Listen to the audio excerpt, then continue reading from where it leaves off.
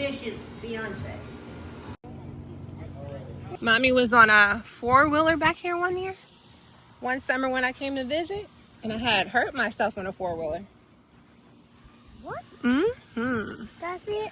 Back here. I'll show you when we get home. I got my Aunt Lorraine. I got my cousins right here. Huh? Let me hold it. Hey! Slide in some more. Slide in. Grandma.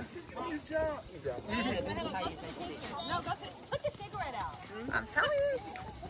Make sure y'all have those at my baby shower, okay? I will. A lot of wind blowing.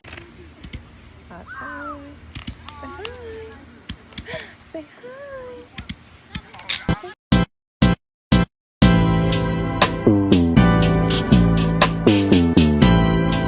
So your girl has baby fever. Baby fever. It's like, oh my goodness. Like, I want kids, y'all. Like, I have Tristan, and I'm so grateful for my baby. But he is in need of siblings here. It's funny because yesterday at my Aunt Lorraine's, he was playing with the dogs, and everybody's like, he needs a dog. And I'm like, no, he needs siblings. Like, I'm so serious. And it's so crazy because it's like I look at my Aunt Lorraine, and she had 8 children. 8 kids. Like, all my cousins, they weren't there yesterday, but 8 children. And the way she successfully raised them to be astonishing members of today's society. I mean, like lawyers, a dentist, a preacher, business owners, educators, like the list goes on. Trained them up to be these amazing people. 8. But she didn't do it alone. She had my Uncle Pat. But regardless of the case, like I told my Uncle Pat yesterday, I'm like, shout out to you, Uncle Pat. But I mean, my Aunt Lorraine, she did that. And I aspire to be like that, like to raise my own little kings and queens. Like, I'm like, Lord, that's it. Like, but it's special because today, a friend of mine, Mr. A, he called me and we were talking. Like I said, God's timing is impeccable. And we were talking about Langston Hughes' Mother to Son, the poem. And Mr. A, it was random, but nothing's random. But the timing of it, like I'm headed to drop off Tristan to his dad, like midway point. And Mr. A, he gave me a call because, we were just talking about stuff, dissecting some stuff. And then we ended up talking about Langston Hughes, just random, ELA work. I mean, he's an ELA teacher. I actually love his work, by the way. Shout out to Mr. A. Yeah, I mentioned him before. Between him and Miss Moore, they just kept pushing me and they're like, you're an author. I mentioned that before. But he actually, I like Mr. A. I'm gonna get on Mr. A in a moment because not only do I like Mr. A, I like Mr. A because of how he can take creative pieces and maneuver them in his class to teach children art in such a special way in today's society, and allowing them to actually be captured in the work. Because a lot of times I notice in some of these classrooms, and I'm gonna back up, because if I say some of these classrooms, or if I say people, sometimes I'll be like, yeah, people say this, that, and the third. It's usually not people, and it's not multiple people, and it's not multiple classrooms.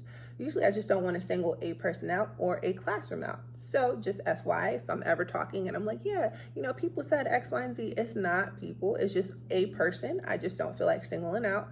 And same thing with classrooms. But I've been in a classroom where I've noticed where some of the children were not engaged as much as they are in Mr. A's class, which is amazing. But like I said before, he takes these pieces, he'll write his own. And like I said, I really do like Mr. A. He also told me he was inspired by my first book, Love Yours. I was in the frame of mind in creating a play when I first started writing Love Yours. Creative work is my thing. Poems, plays, so on. But either way, back on topic, we were talking about how it is being raised by a single Black mother, right? His perspective, how he was raised by a single Black mother, and just the story that he shared amongst that, and how all his siblings became successful, right? And how he wants to kill that stigma of a single black mom not being able to raise a single black, or he wants to kill that stigma of how a single black mother can't raise a strong black male. But then I look at my aunt, how she had my uncle, and how she too raised multiple strong black men and women, right? So, I mean, hand in hand, just shout out to us moms, regardless if you're a single black mom or a mom that's married, shout out to y'all. And that's why I'm just here in this place. And I'm like, Lord, I am ready for more. Like, baby fever is real. I'm like, to raise kings and queens. Like, people get excited to read about Ruth and Boaz. And like, yes, I want my Boaz. And it's like, but my favorite part about Ruth is the end, like the legacy part. Like, you know who came from Ruth? Do y'all realize that? Y'all want y'all Boaz. I'm trying to get Solomon's out of my bloodline. Like, you know, I want, and I pray that prayer all the time. Like, Lord, bless my children. I want Solomon out of my bloodline. The wisest man ever. Like, David, the man after God's own heart. That's what I want out of my bloodline. Like, yes, give me my Boaz, I guess, in essence, or my own man, God. But in the meantime, I'm a kingmaker. Like, I'm going to raise kings, and kings will come out of my bloodline, and queens. But long story short, I enjoyed myself. And that's all y'all gonna get from me today on this beautiful Saturday. For my future children that's watching this, you see, I prayed for y'all, and I have y'all, and I'm grateful. So hopefully you guys are living up to the prayers that I'm praying, and hopefully you guys are kings and queens that you're like, wow, I'm gonna show you what my great-great-great-grandma prayed or talked about before we were even born.